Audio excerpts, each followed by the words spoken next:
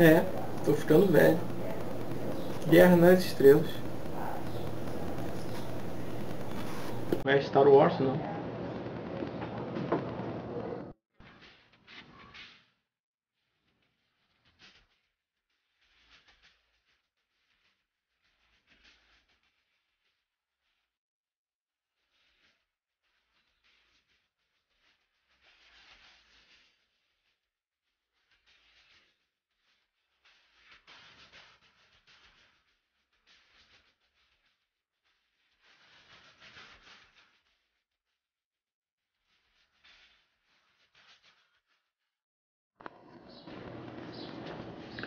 Tem alguém aí?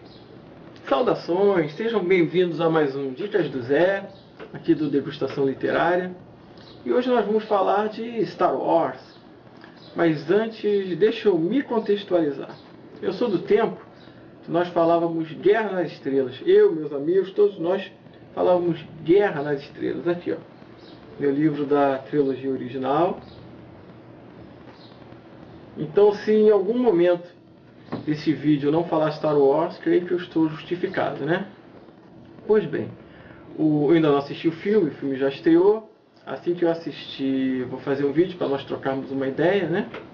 Comentarmos o Despertar da Força, mas enquanto isso, já para entrar no clima, eu li Star Wars Marcas da Guerra, de Chuck Wendig, publicado pela Aleph. Vamos falar um pouquinho desse livro. Bom, para começar, eu achei eles tiveram uma ideia genial. O autor e todos aqueles por trás de Star Wars, eles tiveram uma ideia sensacional, porque Star Wars se tornou mais do que uma franquia, ele se tornou um conceito, um verdadeiro conceito que engloba filmes, livros, animações, histórias em quadrinhos, né? E até games.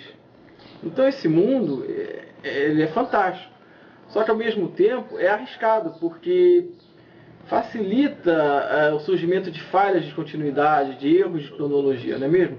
Por exemplo, um personagem que no livro vem a falecer, se tempos depois, na animação, esse personagem estiver lá vivo e feliz, nós fãs vamos ficar um tanto quanto irritados, né? Porque nós somos exigentes, é necessária uma coerência narrativa.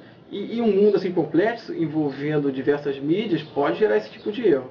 Aí que está a ideia bacana desse livro. Olha só, Marcas da Guerra se passa logo depois da Batalha de Endor, logo depois dos eventos narrados em O Retorno de Jedi. Enquanto que o filme, O Despertar da Força, se passa 30 anos depois. O que esses caras bolaram? Eles conseguiram uma margem de segurança de 30 anos. Esses 30 anos eles podem fazer qualquer ajuste, qualquer falha de continuidade, eles podem consertar em 3 décadas. Por exemplo, um personagem que por algum motivo no livro funcionou super bem, e no cinema ele sabe que esse personagem, por uma questão de estética, de uma questão artística ou mercadológica, aquele personagem não vai funcionar, eles têm 3 décadas para ajustar isso. E pode fazer esse personagem se exilar, virar um monge, ou mesmo podem matar o cara, né? Então assim, eu acho que esse ato de 30 anos é perfeito para qualquer tipo de ajuste na continuidade da história. Isso aí já foi sensacional. Uma outra coisa, apesar de se passar logo depois da Batalha de Endor, Marcas da Guerra, ele nos apresenta personagens novos, ele foca bastante numa nova mitologia, numa nova história. São personagens que estão surgindo, nós estamos presenciando a gênese de uma turma nova, uma turma incrível, que quem sabe daqui a algumas décadas, talvez nem tanto, mas daqui a alguns anos, eles venham se tornar clássicos também. Muito embora eu acredite que algumas coisas só ocorram uma vez, um Darth Vader, Han Solo, Luke Skywalker, Princesa Leia, R2-D2, C3PO, assim, eles são inigualáveis, nada impede que os personagens mostrados aqui nesse livro também no futuro não venham adquirir um lugar no nosso coração de fã, né? Então isso aí, focar no novo, com respeito ao antigo, ao clássico, foi também uma outra ideia sensacional.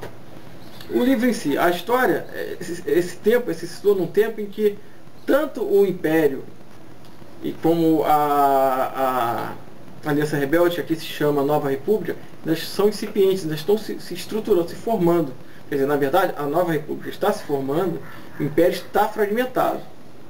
Só que o Império, ele ainda tem esperança de se reestruturar e de se tornar algo novo, seguindo talvez assim outros caminhos, como ao invés de um imperador, um conselho. Então assim, os membros remanescentes do Império estão assim, lutando para tentar se reestruturar o mais rápido possível e contra-atacar, porque a Nova República ainda é muito nova mesmo, como o próprio nome diz.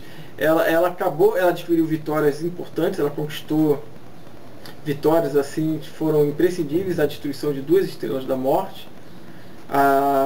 Eles conseguiram também a morte do Imperador, a morte do Darth Vader, mas o Império ainda existe. Então a Nova República, ela ainda está, vamos dizer assim, lutando para se estabelecer como uma realidade. Então são 2 facções, vamos colocar dessa forma, uma lutando para se reestruturar e a outra lutando para se consolidar. E esse período de caos é excelente para nós que gostamos de aventura, né? Porque existe um terceiro grupo aí, que é o povo. Nós, o povo, né? Esse povo que está mergulhado no meio dessas 2 forças titânicas, que não sabe ainda até que rumo tomar, porque eles viveram tanto tempo sob o jugo do Império, que muitos deles têm desconfiança da Nova República. Porque, por mais que eles sofram a tirania, a opressão, a censura, muitos viviam suas vidas, desde que não fossem incomodados, estavam ali dentro de uma zona de segurança. E o novo, que está se aproximando, o novo sempre assusta. Mudança é algo que incomoda, mesmo que seja uma mudança para melhor. E não existe garantia de que seja uma mudança para melhor, porque todo aquele que assume o poder, ele acaba tomando decisões que não agradam a todos, né? Então, além disso, existe o perigo da corrupção pelo próprio poder, né? Não existe aquela máxima que o poder corrompe, o poder absoluto corrompe de forma absoluta? Então, o povo está ali no meio dessas forças sem saber o que fazer. Sem saber, muitas vezes, de que lado ficar. Porque tem até uma passagem que é bem interessante, que quando a Nova República libertou determinados planetas que estão na periferia da galáxia, na periferia do Império, do jugo, né, do Império Galáctico, eles simplesmente foram embora e deixaram um vácuo de poder. E não existe vácuo de poder, ele é logo preenchido por outras forças. Então, piratas, contrabandistas, a máfia assumiu o controle desses mundos. Então, a Nova República, ela destituiu o Império, que de certa forma mantinha uma ordem, mesmo que fosse uma ordem através da força, mantinha uma ordem nesses planetas.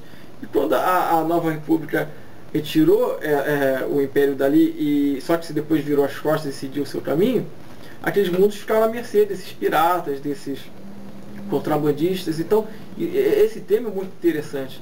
Apesar de ser um livro bem leve, ele flui muito bem, a leitura é rápida, é um livro de aventuras, né? É um livro de aventura espacial. Ele também toca um pouco nessa questão da instabilidade política, no povo, como sempre, o povo sofrendo nas mãos de forças poderosas atuando sobre eles. Então, assim, eu não considero Star Wars um livro de ficção científica. Ficção científica, na verdade, ela é bem mais profunda. Quem leu Duna e Frank Herbert sabe do que eu estou falando. Só que essa não é a mesma proposta de Star Wars. O Star Wars é aventura espacial. É por isso que esse livro é bom. Ele é fiel a essa ideia. É uma leitura rápida, dinâmica, flui bem. As cenas de ação são bem bacanas.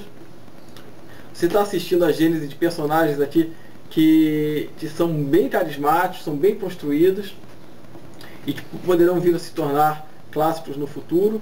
E aqui temos a marca da franquia. O caminho foi bem traçado. Se os autores dos livros seguirem essa linha de coerência em relação ao surgimento de uma nova situação, dessa entrega para nós fãs de um respeito à trilogia clássica, mas também com o surgimento desses personagens novos que estão vindo aí, eu acho que tem tudo para a franquia ficar muito boa. E o filme eu vou assistir e depois comento com vocês. Eu acho que esse vídeo aqui ficou um pouco mais longo, porque o tema Star Wars daria até para falar muito mais. Só que assim, a minha ideia é sempre fazer vídeos que não excedam muito tempo para não ficar cansativo. Mas assim que eu assistir o filme, vamos fazer um novo vídeo, vamos tentar comentar juntos o que nós achamos sobre o novo Star Wars, Despertar da Força. O livro, fica aqui a dica, vale sim como uma introdução a esse novo mundo, e que a força esteja com todos nós, né? Em Té.